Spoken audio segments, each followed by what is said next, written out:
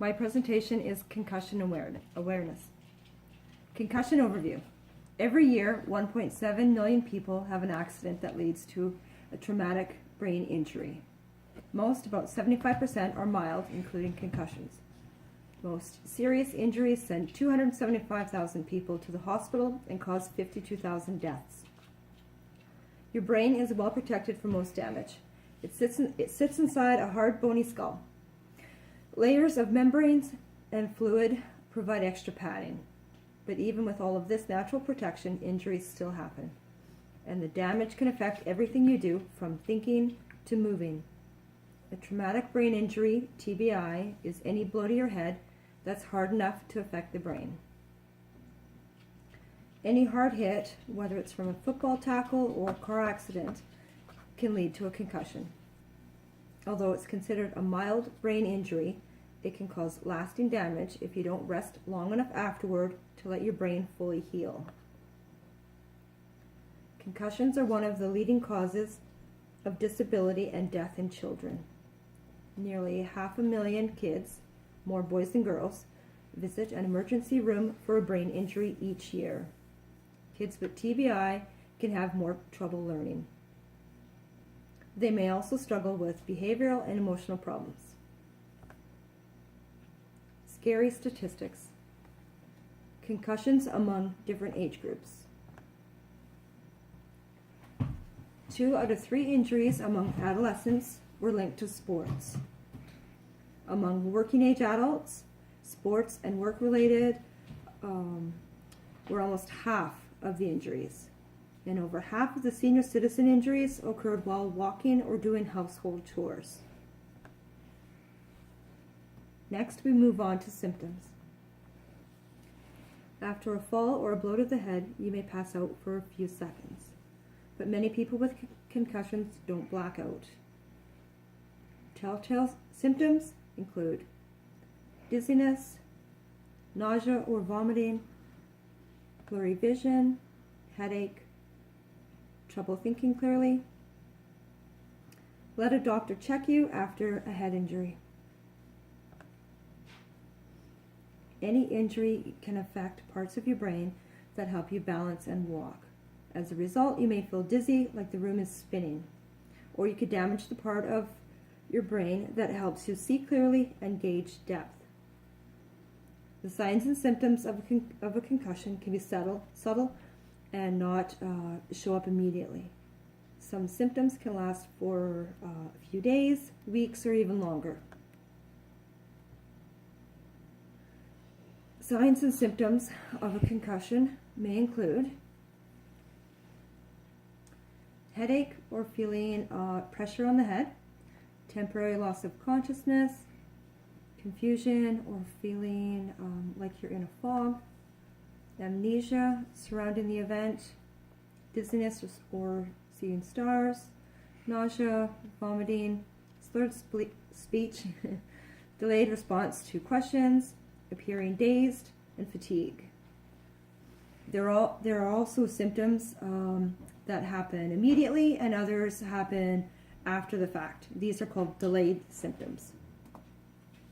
Some of the delayed symptoms are concentration and memory complaints, irritability and personality changes, sensitivity to light and noise, sleep disturbances, psychological adjustment problems and depression, and disorders of taste and smell.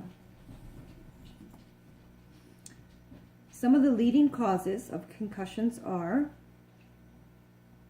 sports injury, car accident,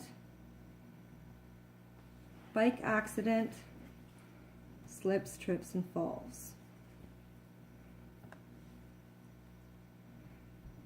Your brain has the consistency of gelatin.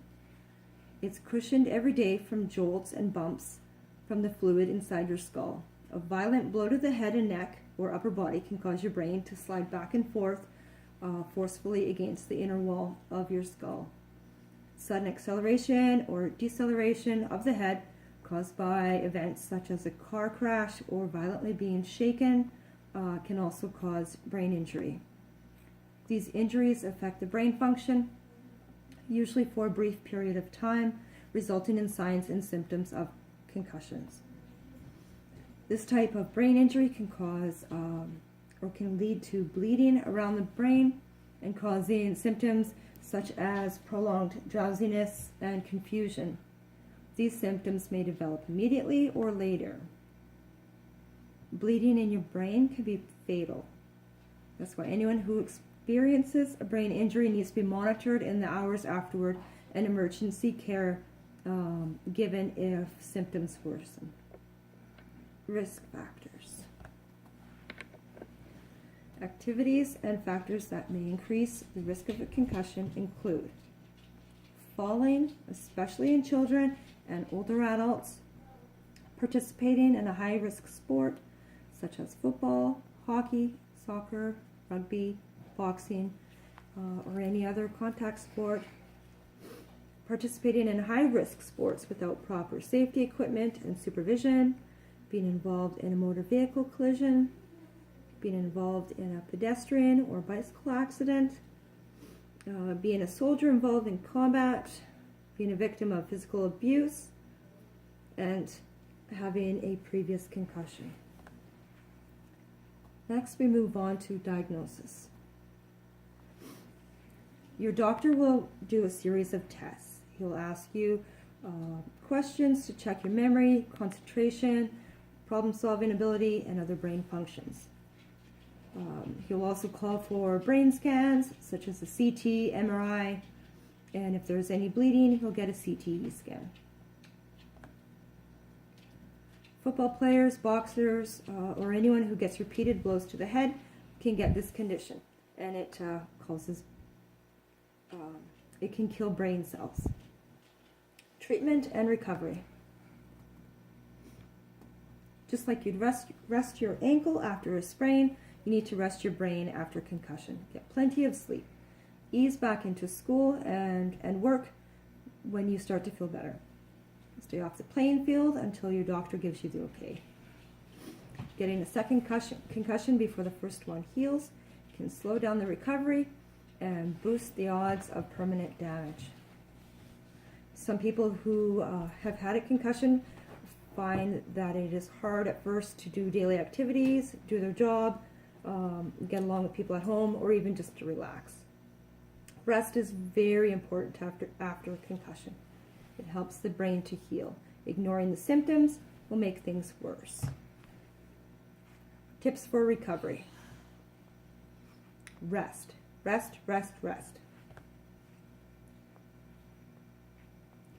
Secondly, don't think. Thinking is actually a physical activity. It requires a lot of neurological activity inside your brain. When your brain is trying to recover from a traumatic injury, you definitely don't want to put strain on it by thinking about complex topics. You need to eat right. After concussion, don't worry about calorie intake. The best foods to eat after a concussion: eggs, fish, lean meats, nuts, veggies. Be patient during the recovery.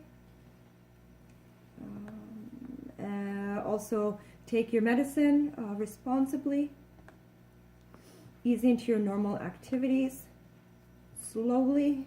Don't force recovery sooner than needed. And how long does it take to recover? It varies from person to person. Some people it could be 3 weeks, some it could be months. Prevention. Wear protective gear during sports activities. When biking, snowboarding, wear protective headgear. Buckle your seatbelt in motor vehicles. Make your home safe. Do everything to prevent slips, trips, and falls. Exercise regularly. This will improve your balance and educate others about concussions. In conclusion, let's work together to prevent concussions. Let's take care of each other and ourselves, and let's educate each other on how to be safe. Thank you.